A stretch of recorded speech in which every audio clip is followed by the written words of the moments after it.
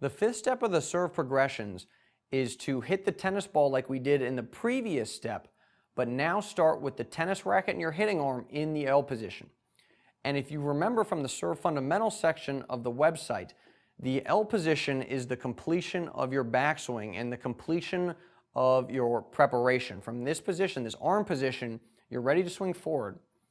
And the motion is relatively simple. From the L position, which I'm in here, I simply drop the racket down onto my shoulder, and right now I'm in the exact same body position I was in the previous video. So the transition from the L position, here it is again, to the previous position, the position from the previous videos is very, very simple.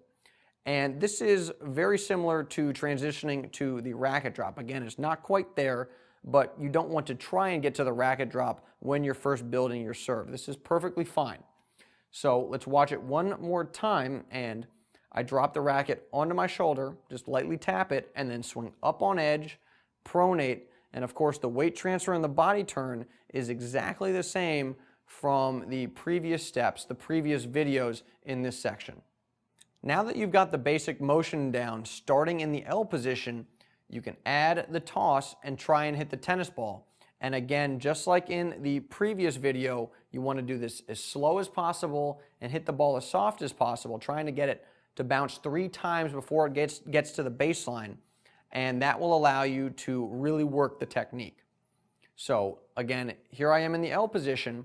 I'm going to toss the tennis ball, racket drops onto my shoulder, and then I swing up on edge, hit the tennis ball, freeze at contact, and hopefully the tennis ball bounces about 3 times before it gets to the baseline.